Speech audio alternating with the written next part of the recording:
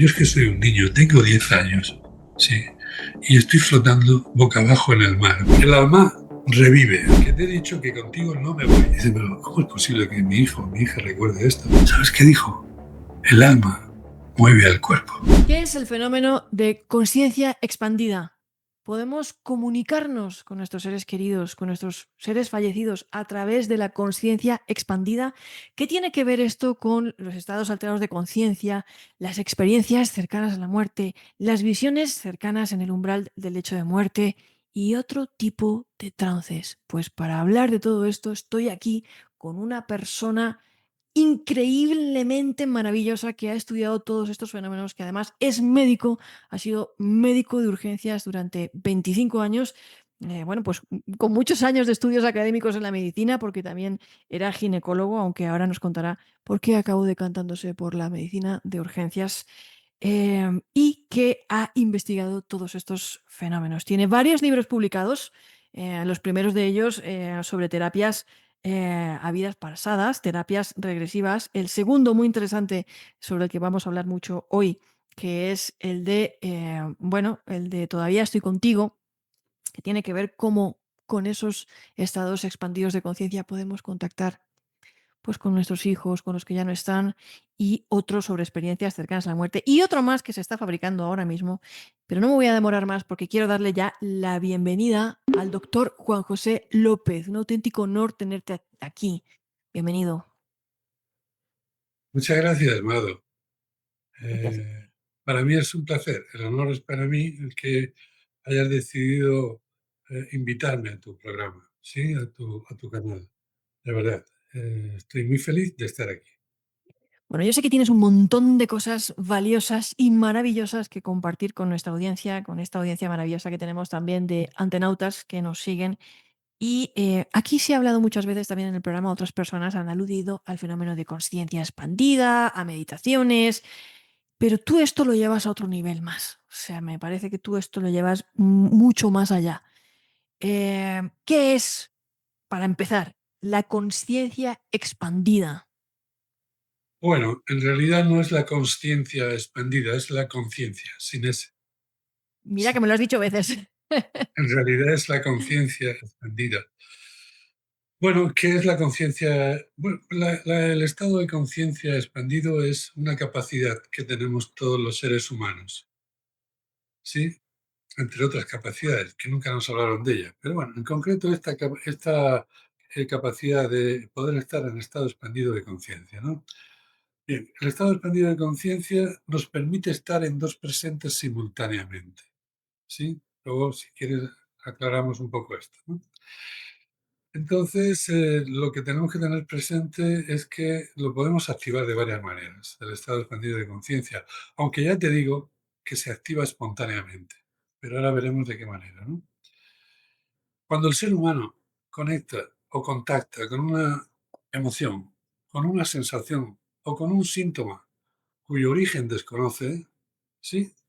En ese momento, ese ser humano entra en estado regresivo y simultáneamente entra en estado regresivo porque el estado expandido de conciencia en el que entra le permite estar en estado regresivo, ¿sí? Es decir, ahí hay que hacer con él terapia regresiva, sí, terapia regresiva, porque está en estado regresivo. ¿Cómo podríamos definir la terapia regresiva para que se entienda un poco mejor esto? La terapia regresiva yo la entiendo como una necesidad que surge como consecuencia de que el ser humano es capaz de estar en estado expandido de conciencia al conectar con una emoción, sensación o síntoma cuyo origen desconoce. ¿Sí? Y cuando la medicina alopática lo estudia y sigue sin encontrar el origen orgánico de lo que le pasa, automáticamente etiqueta la situación como de origen psicosomático. ¿De acuerdo? En ese momento el ser humano está en estado expandido de conciencia, que insisto, es lo que le permite estar en estado regresivo. Pero que quede claro algo, y es que cuando un ser humano está en estado regresivo, está en estado expandido de conciencia, siempre. Cuando un ser humano está en estado expandido de conciencia, quiere decir que está en estado regresivo. Puede que sí o puede que no. ¿Y esto qué quiere decir? Pues quiere decir que en estado expandido de conciencia, aparte de poder entrar en regresión al ser humano, también aparece cuando, por ejemplo, alguien está pintando un cuadro o está escribiendo un libro. Y alguien dirá, acabas de decir que con el estado expandido de conciencia puedes estar en dos presentes simultáneamente. Sí, en el caso de la regresión, estás aquí y ahora, porque para que una terapia regresiva sea correcta en su realización, el paciente siempre tiene que estar consciente, nunca ha dormido. Y de hecho, la terapia regresiva que yo practico, que viene de la línea de Dr. Morris Netterton, hasta llegar al doctor Caboli, doctora Fiore, doctor Caboli, y ya él me enseñó a mí, pues lo que yo practico no necesita hipnosis. La terapia regresiva no necesita hipnosis. No necesita hiperventilación. No necesita relajación previa. Necesita simplemente un terapeuta debidamente preparado para saber acompañar a ese ser humano en su experiencia. Y no al ser humano, sino al alma de ese ser humano en su experiencia. Porque es el alma la que reclama esto. Por eso digo que es una necesidad que surge en estos momentos. Pero como he dicho, también puede ser pintando un cuadro. Y dice, bueno, ¿y lo de los dos presentes? Pues es muy fácil. No es el primer pintor con el que hablo que dice que en algún cuadro de forma, no sé, como una forma arrebatadora, está encima del lienzo. Está pintando encima del lienzo y está pintando no como loco, no es la expresión adecuada, pero está de una forma velocísima, además, muy rápido pintando y llega un momento que de forma general sabe más o menos lo que está pintando, pero necesita andar hacia atrás 2 o 3 pasos y parar y mirar el lienzo para saber lo que está pintando. Ahí están los dos presentes. El que estaba encima del lienzo es la conciencia, el alma conciencia pintando. ¿Sí? Estaba pintando desde el alma conciencia. El que se separa del lienzo un par de metros para ver qué estoy pintando es el consciente y la conciencia con ese que va a valorar lo que está pintando. Pasa igual con un escritor y tú has escrito. Y seguro que has tenido momentos en los que escribías de una forma muy veloz y no sabías exactamente, ¿verdad? Y tenías que parar y leerlo y poner las cosas en orden muchas veces, ¿sí? El concepto estaba, sí, pero el orden gramatical había que ponerlo, ¿sí? Igual pasa en meditación, pero pasa también en un momento muy importante, y es cuando el ser humano, sí, es capaz de contarte una experiencia cercana a la muerte. Y digo es capaz, porque si lo pensamos bien, vamos a contemplar ahora esas experiencias cercanas a la muerte en las que hubo una muerte clínica. Por ejemplo, el doctor Ivan Alexander, que estuvo 7 días en coma con un electroencefalograma plano. Ahí no había consciente, ahí no había conciencia. El cerebro daba un electroencefalograma plano. Pero en cambio, después de 7 días así, él se recupera inexplicablemente y después viene contando todo lo que pasó. ¿Quién cuenta esto? Evidentemente, el consciente y la conciencia de Iber Alexander no puede contar esto, porque no estaba. Pero el alma, conciencia y mente de Iber Alexander sí puede contarlo, porque sí estaba. ¿De acuerdo? Otro momento en el que esto pasa es cuando alguien se está muriendo. Un enfermo terminal. Ahí están los grandes trabajos y maravillosos trabajos de Elizabeth Kubler-Ross. ¿eh? Yo, por mi condición de médico, he tenido la oportunidad de vivir algo parecido. ¿eh? Eh, y es cierto lo que ella vivía, lo que ella decía, es cierto, absolutamente cierto. El ser humano cuando está muriendo, llega un momento que conecta con el otro plano, que conecta con el plano espiritual, que ve seres allí que le están esperando y te lo cuenta. Depende. Si él siente que tú eres el interlocutor válido, te lo va a contar. Si no, no te lo va a contar. Ahí es igual que el que tiene una experiencia cercana a la muerte. Solamente se lo cuenta al que considera un interlocutor válido, que va a creer su historia, va a creer su verdad, porque es su verdad. Porque hay algo muy llamativo y tú lo sabes perfectamente por tu investigación. Tú sabes que entrevistas a alguien que ha tenido una experiencia cercana a la muerte, lo grabas para que no haya error y dejas pasar un año o dos y lo vuelves a entrevistar y te dice exactamente lo mismo. Eso es lo que hace que se descarte automáticamente. Si esa, bueno, ese pensar de los equipos de medicina, ¿no? Médicos sanitarios, de que todo esto son alucinaciones. No, mire, no son alucinaciones. Además, yo sé que tú sabrás que todavía la ciencia no ha demostrado el mecanismo exacto por el cual se produce una alucinación. Entonces la pregunta es flagrante ahora mismo. ¿Por qué? Porque la bata blanca utiliza una terminología no científica para intentar eh, explicar una experiencia que le supera. ¿Sí? ¿Y qué pasa en estado expandido de conciencia en cuarto lugar? Pues en cuarto lugar lo que pasa en el estado expandido de conciencia es que el ser humano, y esto lo he visto cientos de veces, en estado expandido de conciencia es capaz de conectar con el alma desencarnada, ¿sí? Es decir, con esos seres que ya han trascendido la muerte. La mayoría son familiares, ¿sí? Por eso yo te digo que en el ciclo de la vida, que tiene dos puntos de inflexión, uno es el nacimiento y otro es la muerte, yo te puedo decir que cuando nacemos y morimos, siempre se alegran los mismos. ¿Esto qué quiere decir? Pues quiere decir que siempre se alegran los que nacieron antes que nosotros, que nos están esperando. Y además, también siempre se alegran los que murieron antes que nosotros, que también nos están esperando.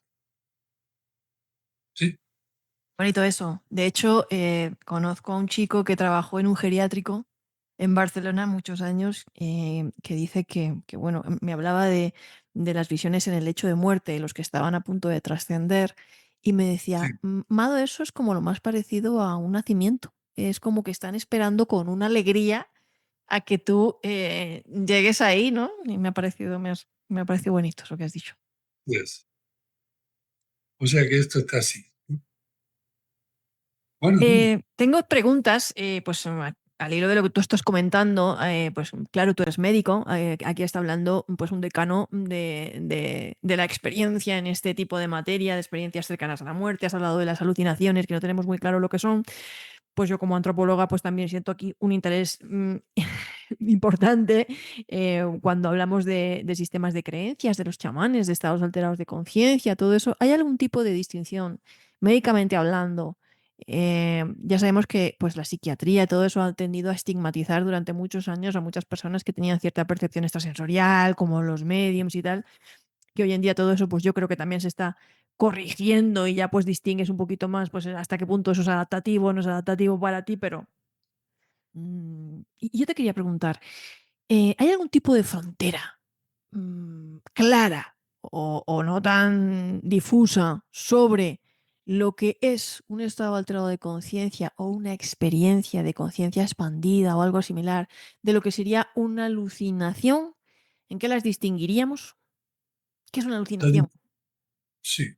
La alucinación la puedes distinguir porque si le haces una entrevista y se la repites dentro de un año, varía el discurso.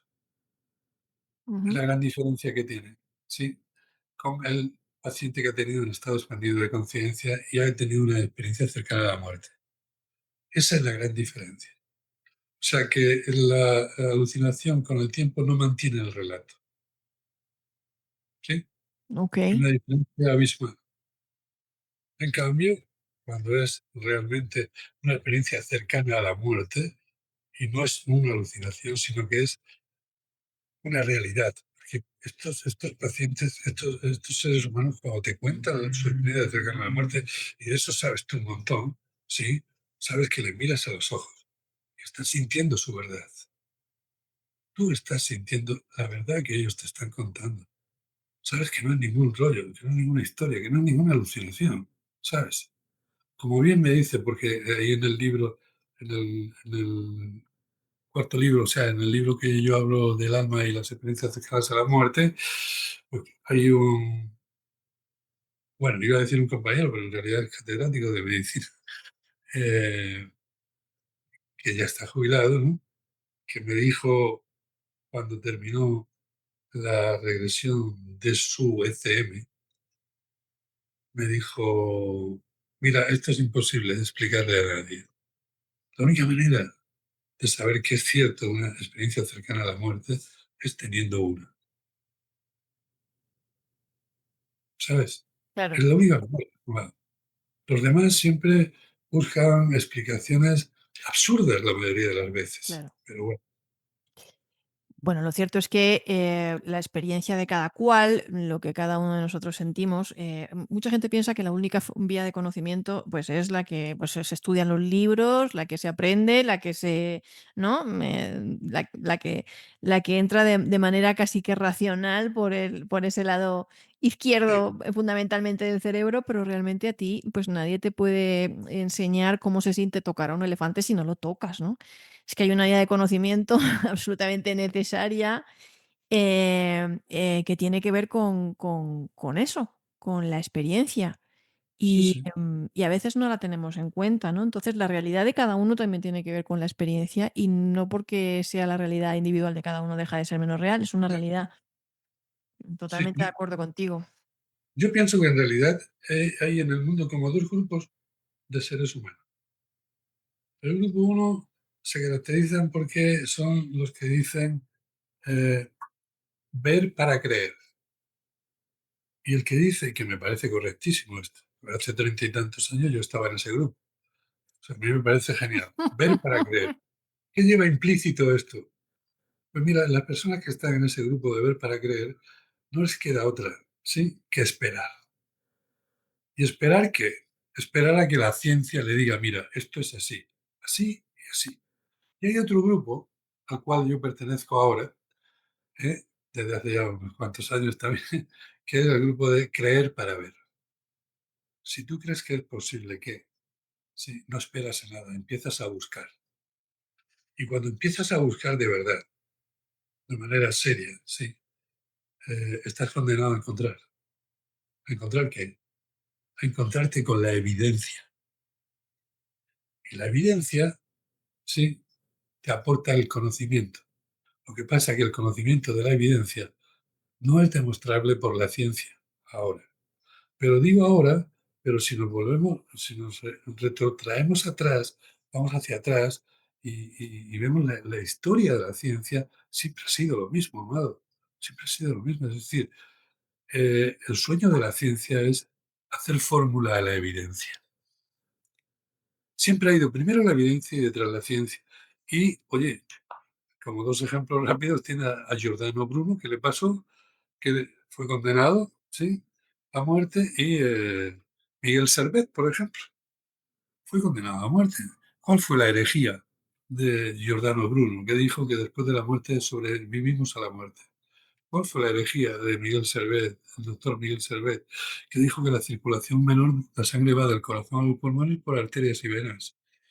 Y al final del siglo XVI, o sea, hace poco, del siglo XVI, fueron condenados a la hoguera. Y ahora todo el mundo sabe que la sangre va por arterias y venas. Entonces, ¿qué era evidencia?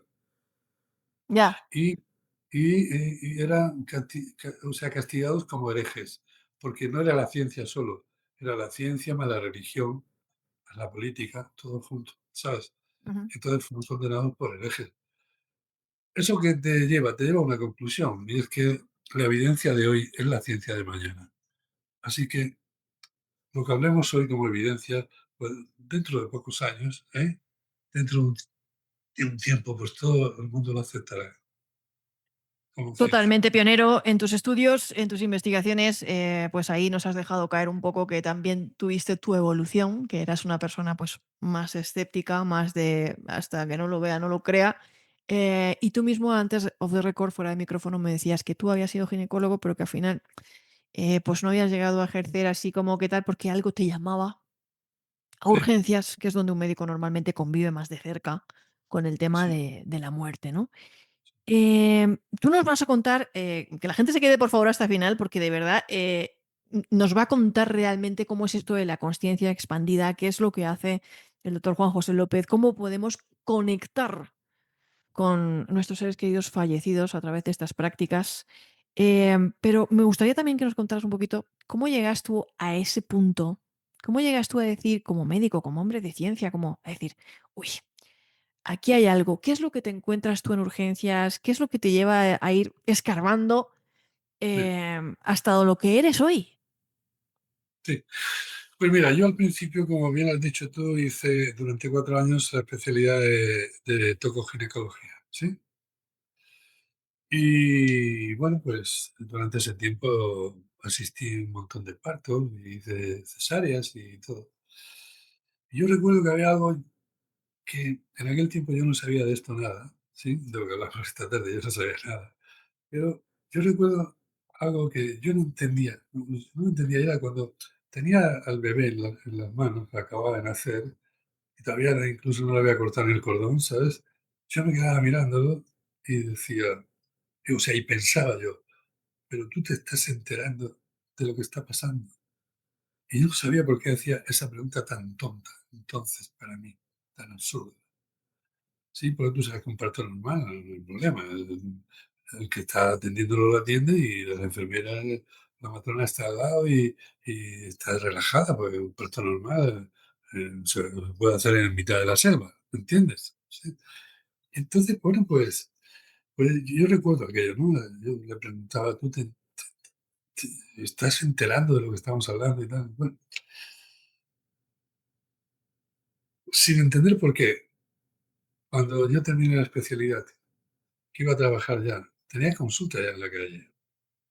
No era mía, era del adjunto que me había formado y él ya tenía su plan hecho, ¿no? Es un gran amigo mío, ¿no? Y me decía, mira, vamos los dos a mi consulta, te vienes conmigo y así los fines de semana pues libramos tú uno y yo otro. Porque es una especialidad que te esclaviza mucho, ¿no? Sobre todo cuando trabajas por lo privado, ¿no? Total que teníamos todo planeado, pero de pronto hubo un algo, o un tirón, o una absorción, o sea, es que no sé lo que es, que me hizo mirar urgencias. Entonces yo decidí dedicarme a la medicina de emergencia y estuve en Francia, en Lille, haciendo la especialidad como médico de emergencia, que aquí no era válida en España, ahora sí, ahora ya la han reconocido. Y bueno, y estuve también en Italia, en fin, haciendo cursos de esto, ¿no? Y al final me encuadré en el servicio de urgencias del hospital comarcal, ¿sí? Yo te puedo decir una cosa que no sé por qué hice eso. Ahora, a todo lo pasado, como se suele decir, yo tengo muy claro que el universo primero me vio, o sea, me puso a ver nacer y después me puso a ver morir. Yo estoy seguro, plenamente seguro de esto. Entonces, ¿qué pasó estando en urgencia? Que bueno, en 25 años en un servicio de urgencia me murieron bastantes personas, muchas personas, ¿sí? ¿Y qué pasaban algunas muertes? Pero algunas muertes pues, pasaban cosas raras. Entonces, claro, yo decía, pero esto, porque en medicina de urgencias, cuando está la muerte tan cerca, hay muchas situaciones que no le encuentras explicación, ¿sí? ¿Y cómo reacciona la bata blanca? Pues se echa la experiencia a la mochila y sigue caminando. O sea, es como esto no lo entiendo, pero no importa. Esto no tiene lógica, pero no importa. Por ejemplo, mira, uno de los que más me impactó fue cuando un día estaba de guardia, atendimos, nos entró una mujer de 50 años aproximadamente, mujer joven todavía, y venía en parada cardiorrespiratoria. La intubamos empezamos la reanimación pulmonar. Y venga, como era joven, pues vamos a seguir. Los libros dicen que en media hora, si no hay respuesta, déjalo ya, que ya está bien, ¿no? Que lo que no puedes hacer ahora es activarlo, porque si tienes la casualidad de que se activa el corazón, se va a quedar con lesiones cerebrales. Bien, el caso es que estuvimos 40 minutos, ¿sí? Estábamos ahí, pues dos médicos, uno dirige, el otro actúa, el enfermero, la enfermera, en fin, todos los auxiliares, todo. Y cuando dijimos, bueno, va, déjalo, ya está, aquí no hay respuesta. Le quitamos el tubo, incluso, y nada más quitarle el tubo.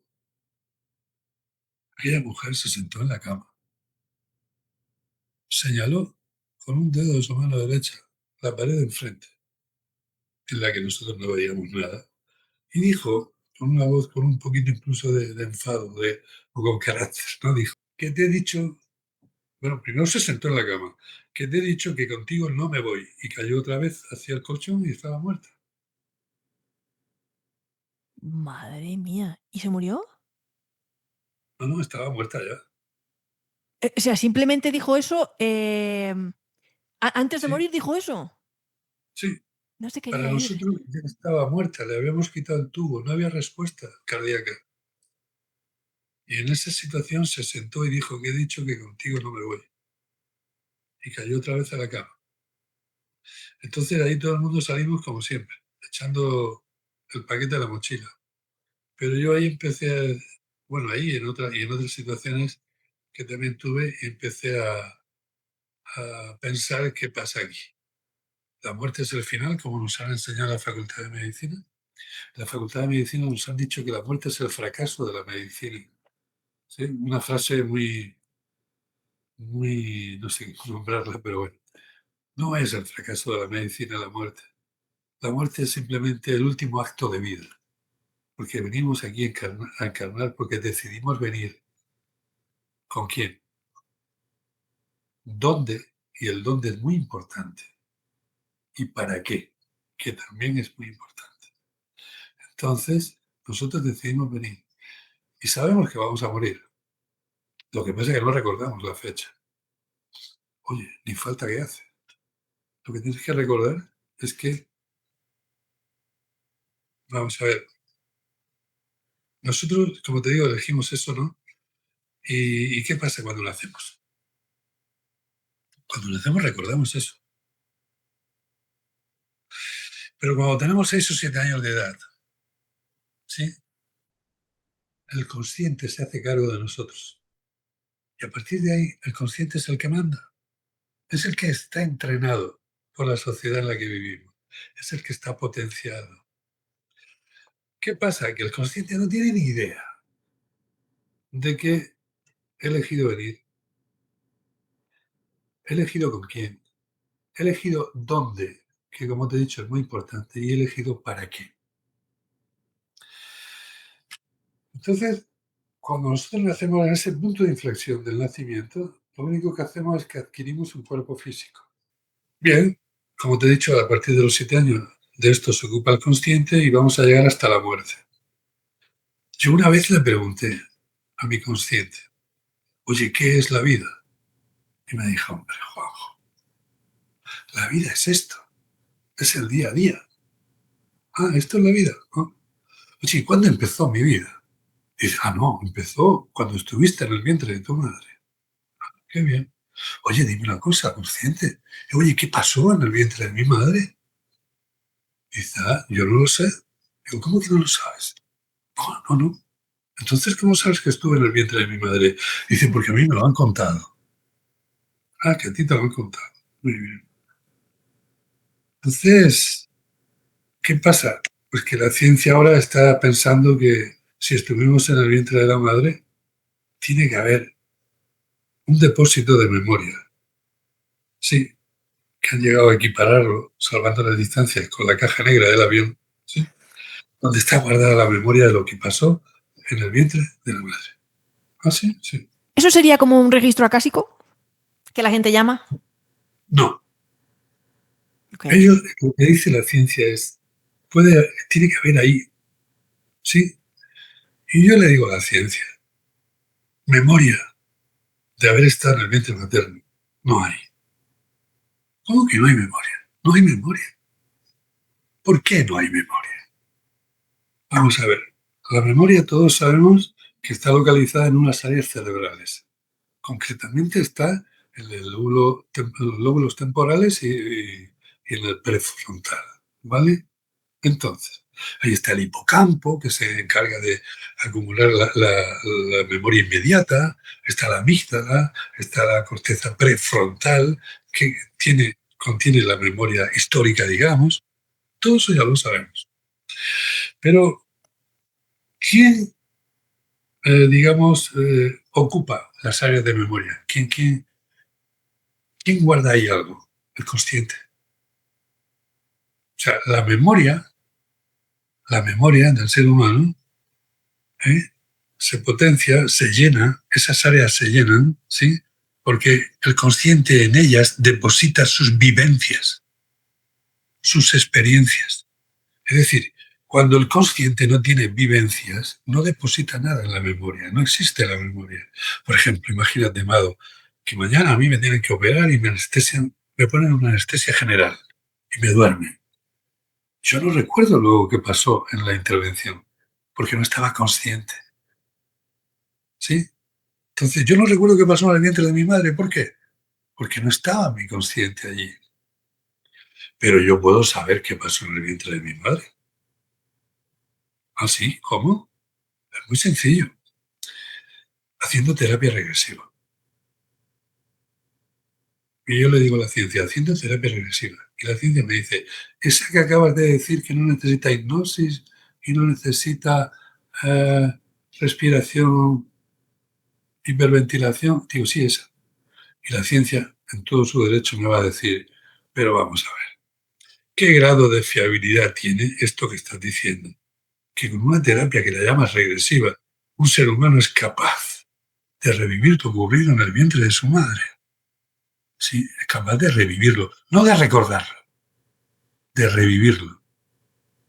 ¿Y por qué no recordarlo? Porque el único que recuerda es el consciente, porque es el que seguía por la idea lineal de tiempo-espacio. Pero el alma, conciencia, mente, no recuerda porque siempre está en su eterno presente, porque para ella no hay tiempo-espacio. ¿Sí? Entonces, ¿qué fiabilidad tiene esto? Y yo le digo a la ciencia, mira, el grado de fiabilidad de esto que acabo de decir está directamente relacionado con el grado de comprobación que yo puedo hacer sobre los resultados obtenidos a través de esta terapia. Porque durante estos 28 años, si algo no he perdido nunca de vista es los 3 pilares fundamentales para cualquier investigación, que son la observación, la experimentación. Yo también he sido paciente, sí, muchas veces. Y la comprobación. Ah, pero tú puedes comprobar esto. ¿Cómo lo puedes comprobar? Es muy sencillo esto. Es que es muy sencillo. Lo puedo comprobar simplemente preguntándoselo a la madre. O como hice en muchas ocasiones, Mado, porque ese fue uno de los momentos en que yo pensaba que la gente se inventaba esto en el principio, cuando yo empecé y estaba a punto de dejar esta terapia. Sí, porque mi mente, mi cerebro cartesiano, echaba chispas. ¿Me comprendes? Entonces, durante muchas veces, ¿qué hice? Senté a las mamás delante de mis pacientes, en los casos que era posible, y las vi cómo se emocionaban cuando su hijo o su hija estaban reviviendo la estancia en el vientre materno que, dicho de paso, lo reviven con todo detalle. O sea, qué pasa antes de entrar, qué pasa cuando acabas de llegar, qué pasa cuando tu mamá se entera que está embarazada, qué pasa en el segundo mes, revísalo, el tercero, el cuarto, el quinto, etc. Y me llegaron a decir, emocionadas muchas de ellas, dicen, pero ¿cómo es posible que mi hijo o mi hija recuerde esto? Si yo, esto y esto que ha dicho, yo ya no lo recordaba. Así que esa es la forma, el pilar que me da la fuerza, la comprobación.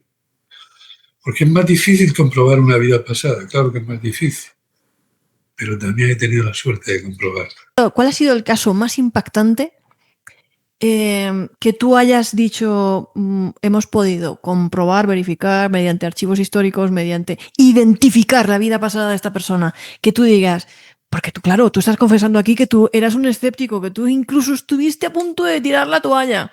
Por dos veces. Claro, Por dos veces. y tuvo que haber una historia de esas, de vidas pasadas, que tú, vamos, tiraste todos los papeles encima de la mesa y dijiste, bueno, esto ya, o sea, hasta aquí. No hace falta que des Bueno, nombres si no quieres. Respetamos la privacidad de no, las personas. no voy a dar nombres. Pero es que me has hecho dos preguntas en una. O sea, ¿qué pasó ahí cuando yo dije esto lo dejo? Cuando comprobé el vientre materno dije, pues voy a seguir, porque está comprobado, esto es cierto. Pero entonces, en aquel momento, yo no sabía nada de vidas pasadas. O sea, en aquellos momentos, aunque parezca increíble, nadie me había presentado a mí un libro de Brian Weiss, por ejemplo. Nadie. Para mí, la regresión iba desde el vientre materno hasta el momento actual. Vidas pasadas, nada. Correcto. Tuve una mujer que solucionó su problema trabajando el vientre materno. Una mujer con 53 años, ¿sí? El motivo de la consulta era sus desavenencias que tenía con su mamá. La mamá con 84 años.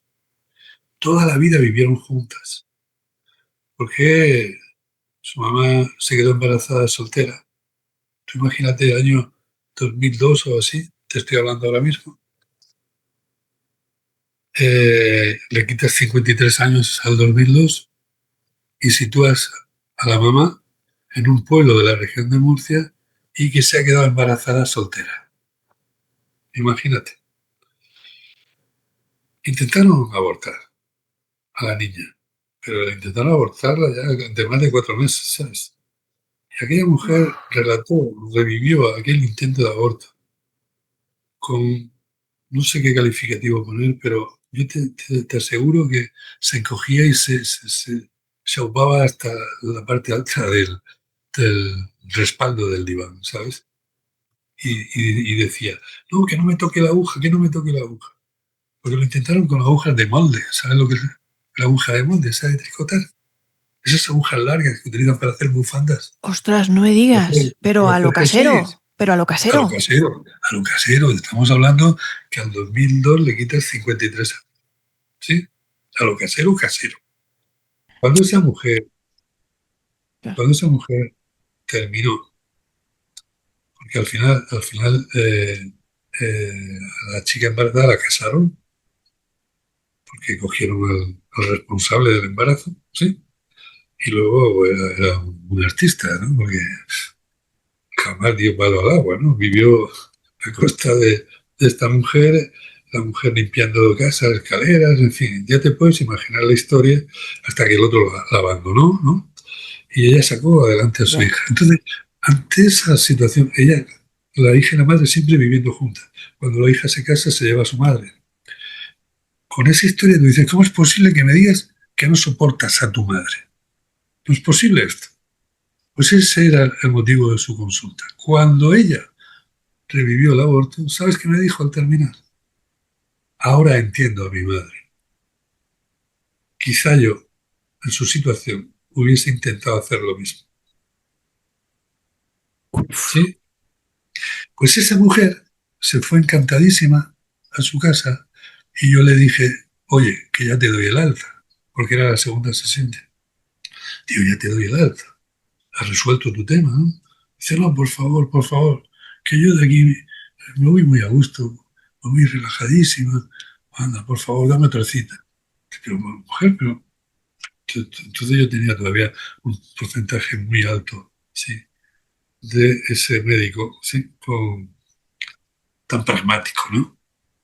Total, que me convenció y le di la cita. Y cuando llegó, pues yo te doy mi palabra de honor, que cuando ella llegó y le dije, bueno, siéntate, se recostó en el diván, ¿no? Cierra los ojos. Y cuando ella cerró los ojos, yo pensaba, ¿no? Digo, pero bueno, ¿tú cómo has estado? Yo hablando conmigo, ¿tú cómo has estado para decirle que venga otra vez? Pero, ¿qué vas a hacer? O sea, porque yo estaba en la situación de decir, por ejemplo, es como si hubiese ido al hospital, le hubiésemos operado apendicitis y viene otra vez a que la operemos otra vez. No, no puede ser esto. Claro, es como ya, si ya está Claro, curada. claro, ya está jurada. Entonces, como al final accedí y dice, bueno, pues a ver qué hago yo aquí, ¿no? Y estoy hablando con ella y le digo, pues, oye, pues retrocede otra vez al vientre de mamá. Claro, cuando ya tiene arreglado el conflicto, pues ella está encantada en el vientre de mamá, estaba encantadísima. Pero de pronto, ella con los ojos cerrados, porque el paciente está con los ojos cerrados, pero no dormido, nunca ha dormido. Con los ojos cerrados, hace así, gira la cabeza hacia un lado y hace una expresión como hacemos cuando algo nos sorprende, ¿no? Una expresión sorpresiva. Entonces yo noté ese gesto, le digo, eh, sí, ¿qué está pasando?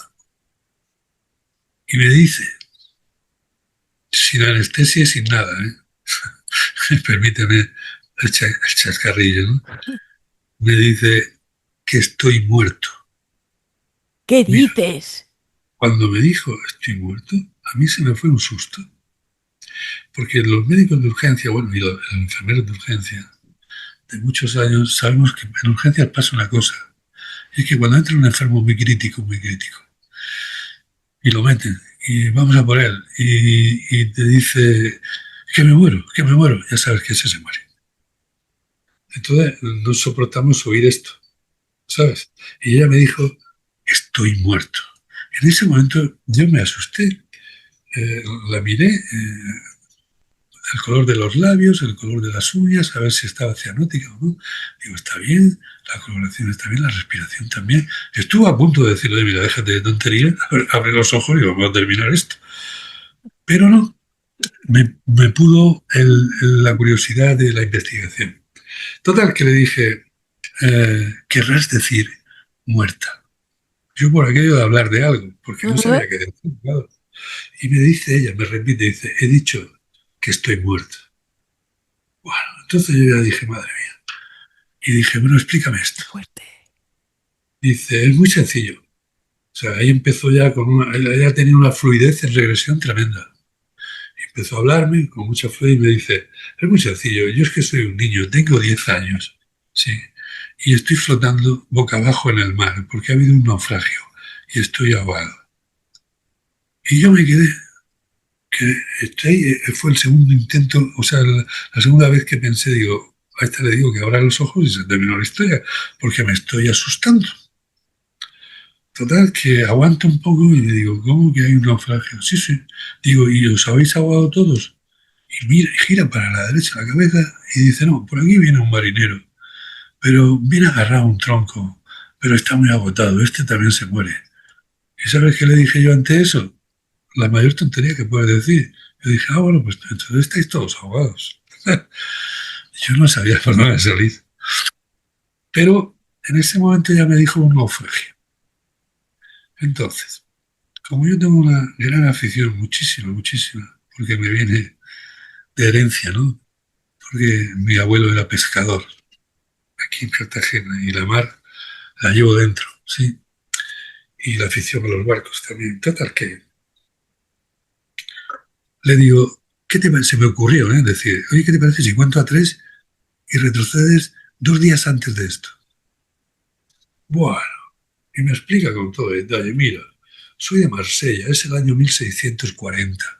Y bueno, estamos aquí en el puerto porque mi papá se dedica al negocio de las especias y vamos de viaje por eso.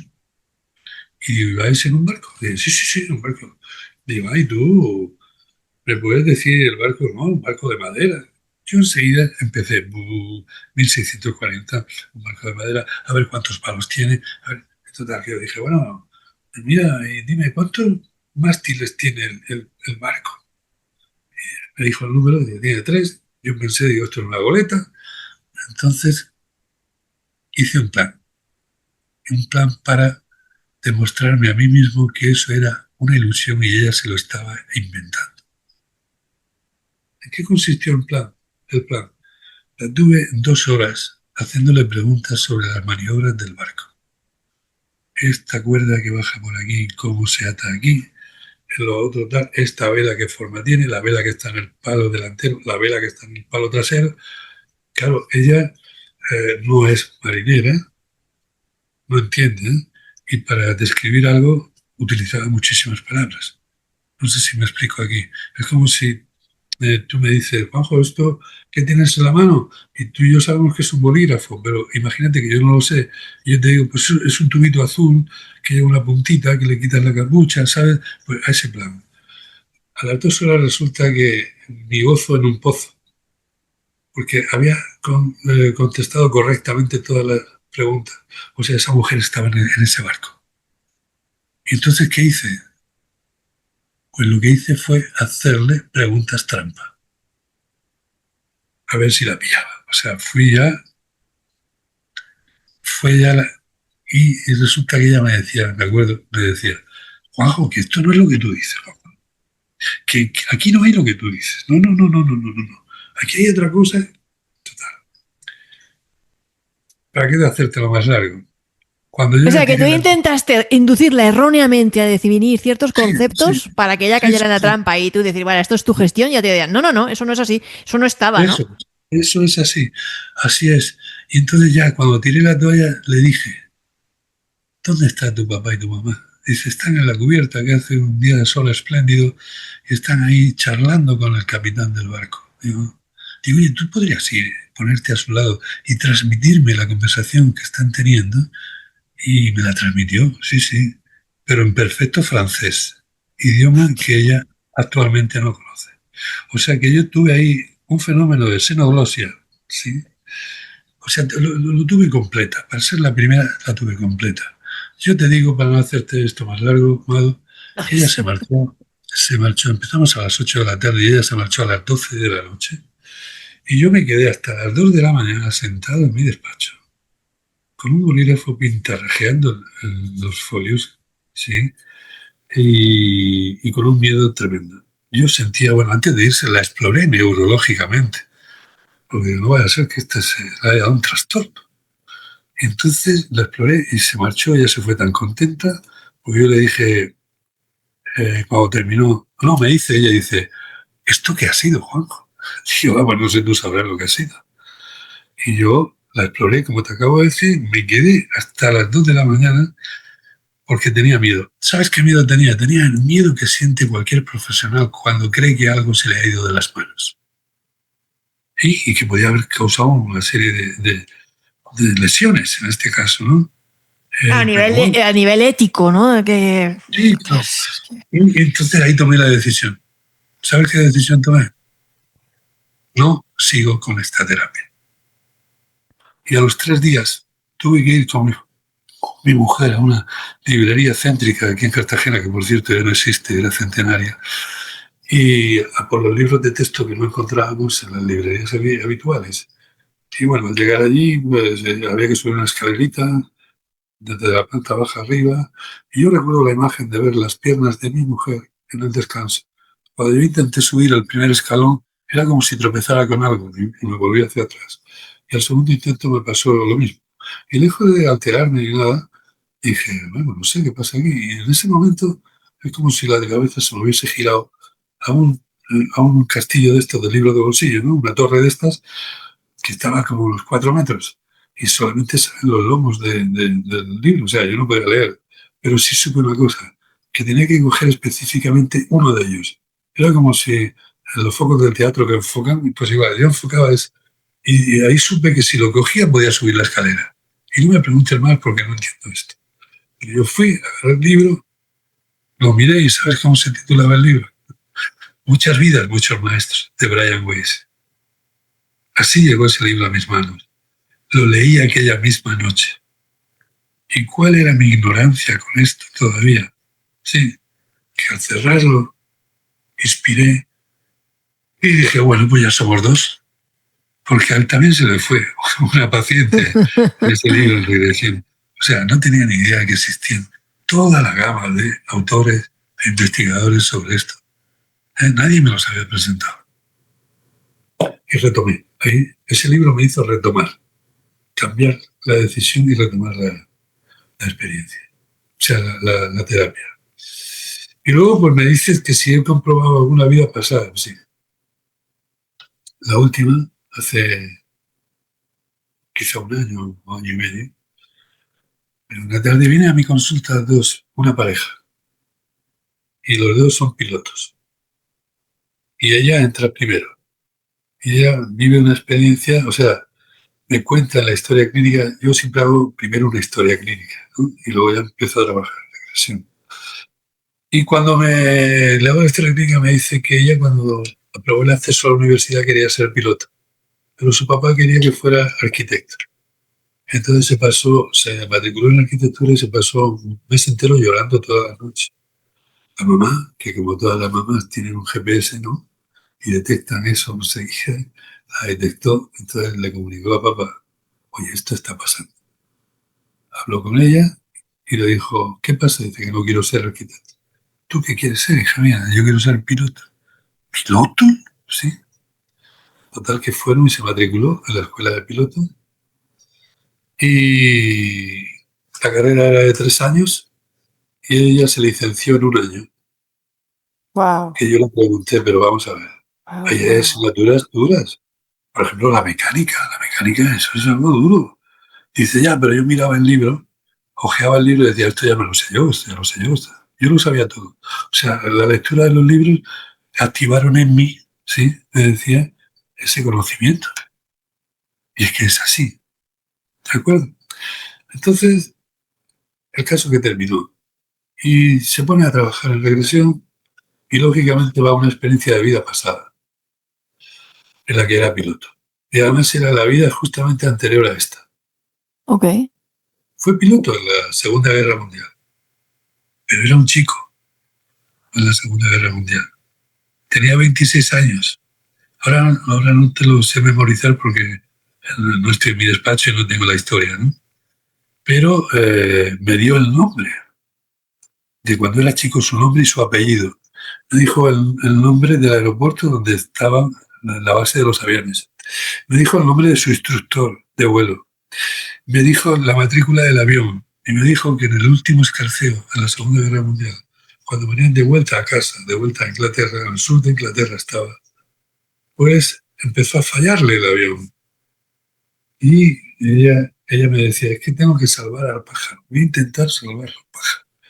Y esto me hace gracia porque he tenido varios pacientes pilotos y todos hablan igual, ¿no? De salvar al pájaro. El caso es que el pájaro se fue al agua, al canal de la Mancha, y se llevó al piloto con 26 años. Bueno, terminó, salió a la sala de espera, entró su pareja, terminamos también su pareja y yo con la sesión, salimos a la sala de espera y me la encuentro en la sala de espera con un móvil que llevaba, que era pues el doble que un móvil estándar, o sea, eso parece un iPad ahí, mostrándome la pantalla. Ella cuando yo entro a la sala de espera se pone de pie y me muestra el móvil. Y yo la veo que ya está blanca, está un poco blanca, de color, porque está impresionada. Entonces me acerco, digo, ¿qué pasa? Y entonces veo que en esa pantalla está la foto de un piloto inglés con uniforme. La foto es de medio cuerpo hacia arriba. Se le ve la cara con la gorra puesta y todo. ¿Qué se llama? Lo pone igual nombre y apellido que ella me dijo. Habla de que a los 26 años murió al caer al Canal de la Mancha porque traía el avión averiado. ¿Sí? Y habla también del nombre del aeropuerto, que era la base, y la matrícula del avión. Entonces, pues mira que te diga. Esto es como blanco y en botella. Que es mucho más difícil comprobar una historia de vida pasada. Pero bueno. Lo que más me fascina de este caso que me has contado, Sí. yo estoy aquí que me faltan las palomitas, queridos antenautas. Yo no sé cómo están ustedes, pero lo que más me fascina de esto que me has contado es que la chica llega allí, te cuenta todo esto, tiene, pues te dice, pues yo vivía muy amargada porque yo quería estudiar piloto, soy piloto, tal. Le haces una regresión, te cuenta una historia, pues yo me llamaba no sé quién de la Segunda Guerra Mundial y claro, uno puede pensar, vale, yo soy Cleopatra, ¿no? Pero es que la chica, claro, sale de ahí diciendo, pero ¿cómo que yo le he dicho a este señor que yo era esta persona y me llamaba así y a los 26 años me morí hasta la matrícula del avión y se le ocurre buscar en internet? ¿Es así? Sí, porque ella Por, fue a comprobar, porque ella recordaba, porque está consciente, todo lo que me había dicho. El nombre del claro, aeropuerto, el instructor de vuelo, todo eso ya lo tenía reciente, porque ella también se había enterado en la regresión. claro, exacto. Y ella, que nunca había oído hablar de ese señor, ni de ese joven, ni tenían... Pues hay gente a la que le gusta la Segunda Guerra Mundial, pero hay gente pues que no le gustan estos temas de historia o y tal, Sí, que se había leído muchos libros de mecánica, de aviación, de ingeniería, de todo lo que tal, pero eso, ese dato, ella no lo tenía. No lo no, no, no, no. tenía. Entra a internet a buscar ese nombre y ese apellido eh, porque ella lo ha dicho en esa regresión y ha dicho, ¿de dónde sale esto? A mí me acabas Eso de es, dejar que yo eso es. acabo de tirar todos los papeles encima de la mesa también. No, pero además tienes otro dato indirecto, que es que una carrera de 3 años la hace en un año Bueno, y una con nota, brutalidad. y con nota brillante, Sí, sí, ¿sabes? que ya O sabía sea, de qué iba. sí, sí, ella sabía. ¿Por qué? ¿Por qué pasa esto? Porque mira, cuando morimos, ¿eh? Muere el cuerpo y nosotros, el alma conciencia, lo abandona.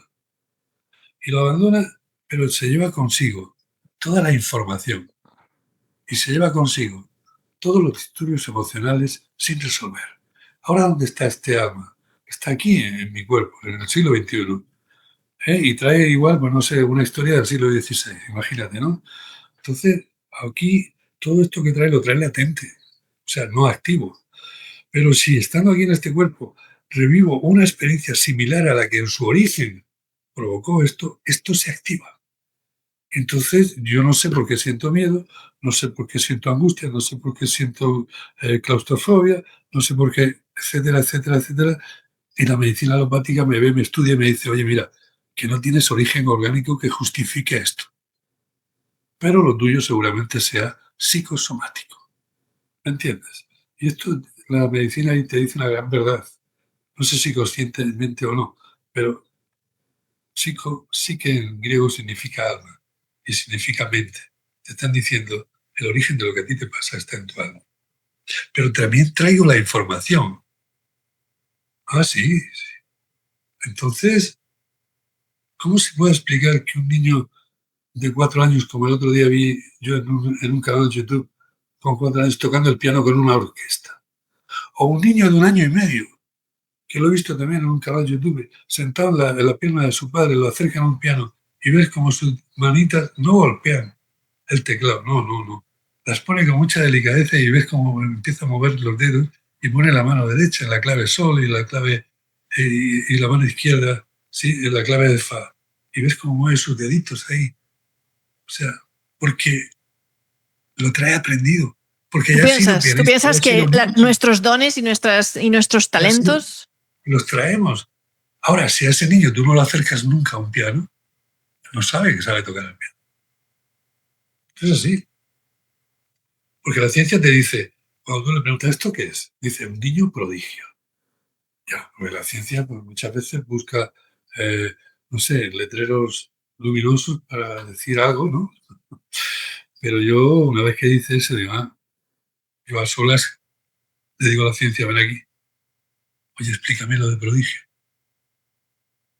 Es una buena pregunta, ¿no? Tengo otra pregunta importante para ti.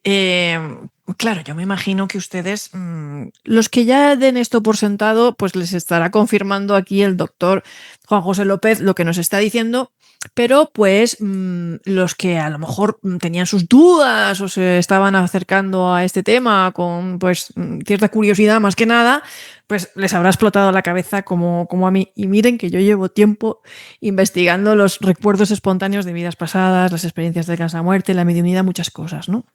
Y este caso me ha explotado, me ha parecido hermoso.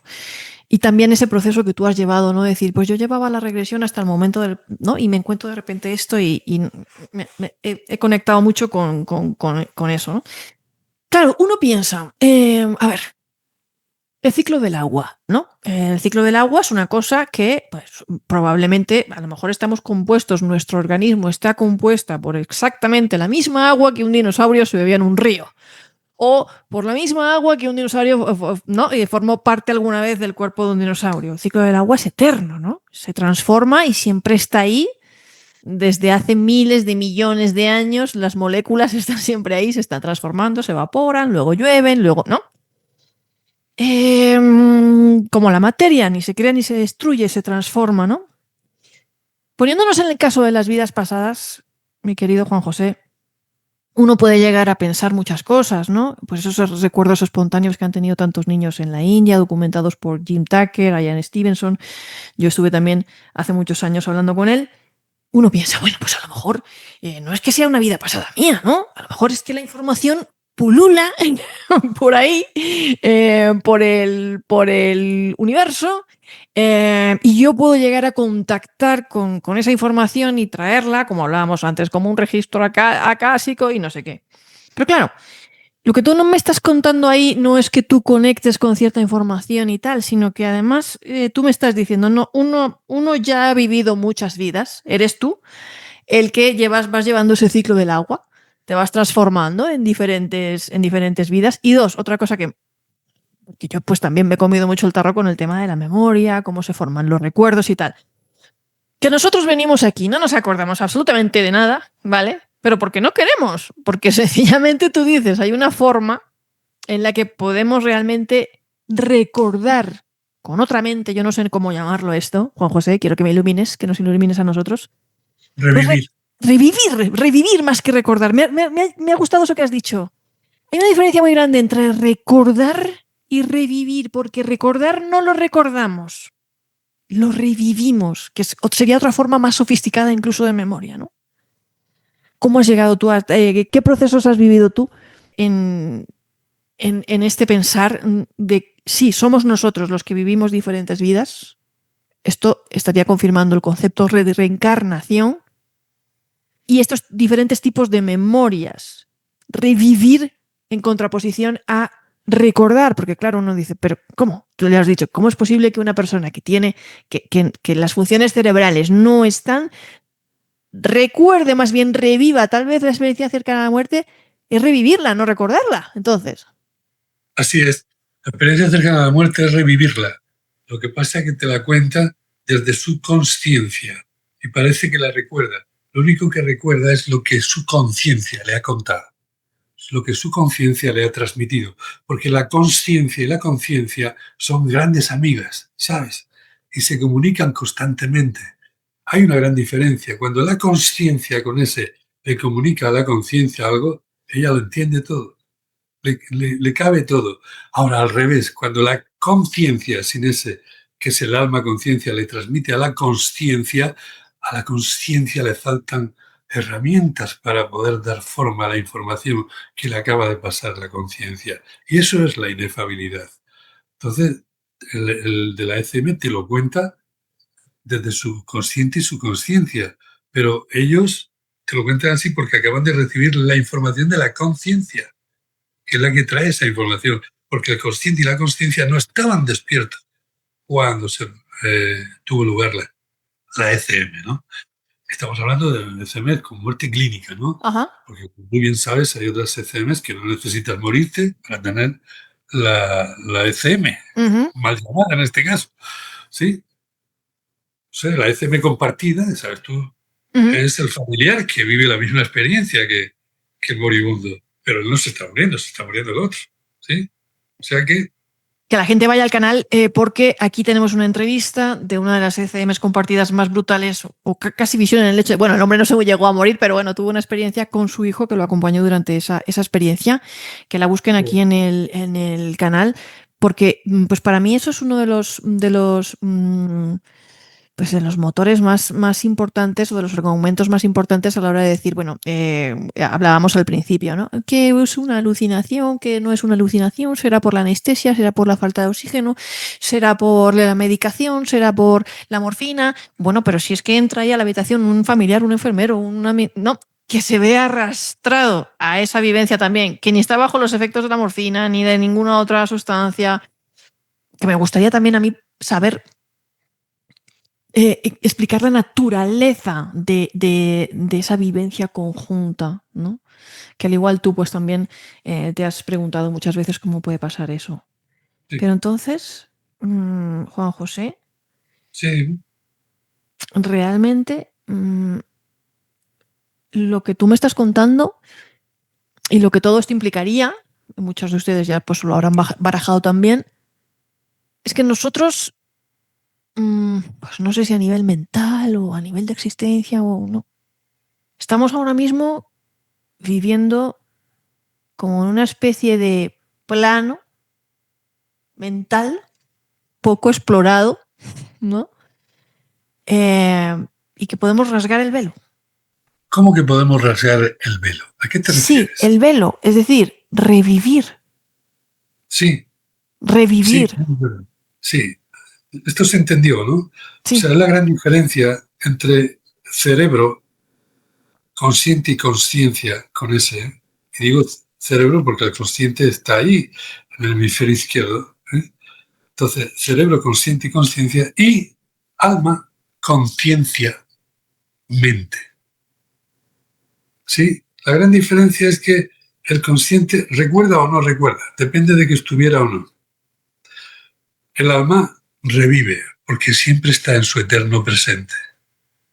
¿A qué se debe que el alma, conciencia, siempre está en su eterno presente? Pues se debe a que para el alma conciencia, es decir, el ser que realmente somos, no existe el tiempo ni el espacio. O sea, para el alma conciencia no hay pasado, no hay futuro. El pasado existió cuando fue presente y el futuro existirá cuando sea presente. Solamente es el presente, el aquí y el ahora. Eso es lo importante para el alma conciencia, que, repito, es el ser que realmente somos. Es decir, yo te estoy mirando a ti ahora, Mado, y yo no veo quién realmente tú eres. Veo el cuerpo que utilizas para poder interactuar aquí, ¿vale? Ahora, ¿cómo sé yo que tú estás ahí? Pues mira, una vez más, sí, vas a ver que esto es lo más sencillo del mundo. ¿Sabes por qué sé que estás ahí? Porque mueves el cuerpo. Y tú podrás decir, no, fíjate qué frase más ocurrente se le acaba de ocurrir a Juanjo. No. 500 años antes de Cristo, Anaxágoras, sí, filósofo griego presocrático, que algunos le atribuyen también o lo califican como maestro de Sócrates. ¿Sabes qué dijo? El alma mueve al cuerpo. ¿Sí? Esto no es ninguna moda, la terapia regresiva. Existe desde que existe la humanidad. Pitágoras asistió durante 30 años a la escuela egipcia de terapia regresiva, que ahora también se le llama académicamente como psicología transpersonal.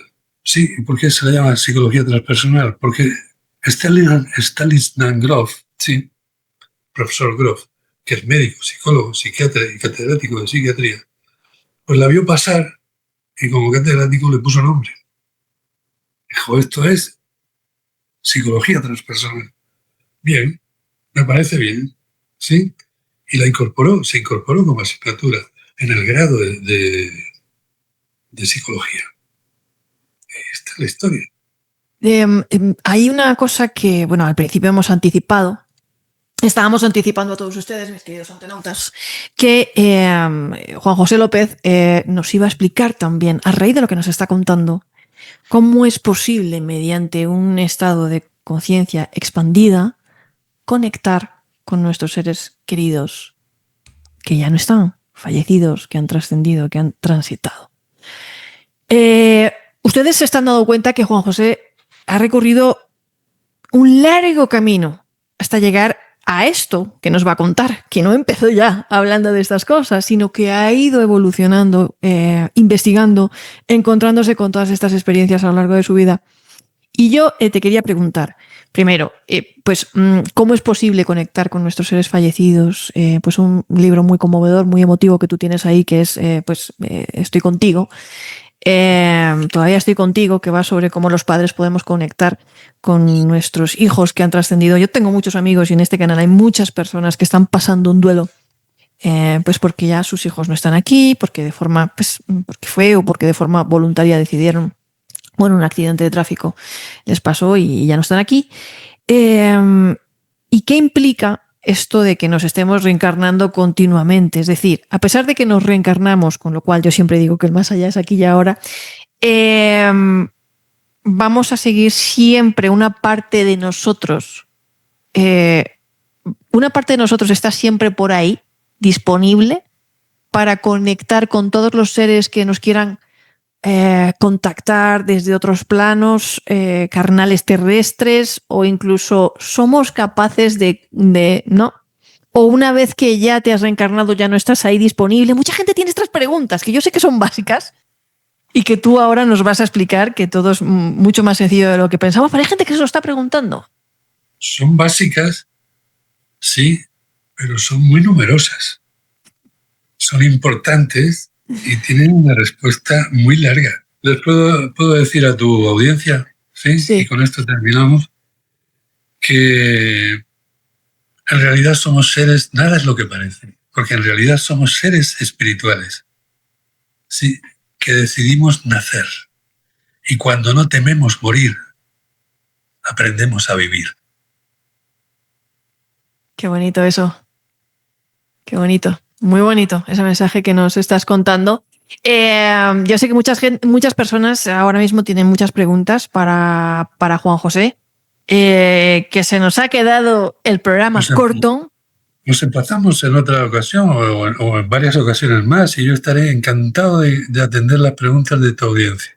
Correcto, incluso podemos hacer un directo, cosa que si quieren ustedes tener un directo con Juan José, pues déjenlo ahí por escrito también. Vamos a volver a hablar con él porque tenemos que pues terminar de afinar estas cosas sobre los estados expandidos de conciencia. Es ahora tan interesante esta investigación que tiene sobre cómo podemos contactar con nuestros seres queridos mediante estados expandidos de conciencia, sobre lo que es la terapia regresiva a vidas pasadas y pues todo lo que nos está contando pues sugiere o abre la puerta a aceptar que, bueno, pues así es. Y todas esas preguntas que tenemos todavía pendientes en el tintero se las vamos a hacer a Juan José en un siguiente programa. Lo vamos a tener aquí más veces de invitado porque yo tengo 100 y pico preguntas aquí que hacerle y me imagino que ustedes también. Así que comenten, digan si les gustaría que tuviéramos un directo con él, qué temas les gustaría que tratáramos con él, y vayan ya dejando sus preguntas, vayan dejándolas ya, que las tengamos aquí muy presentes para poder preguntárselas al doctor Juan José.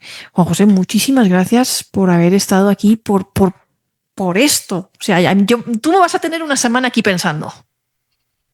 Muy bien. Gracias a ti, Mado. Yo estoy encantado, como te he dicho al principio, estoy muy feliz, y para mí ha sido un regalo, ¿no? Que Mado Martínez quisiera hacer una entrevista. Muchas gracias. El regalo me lo haces tú a mí.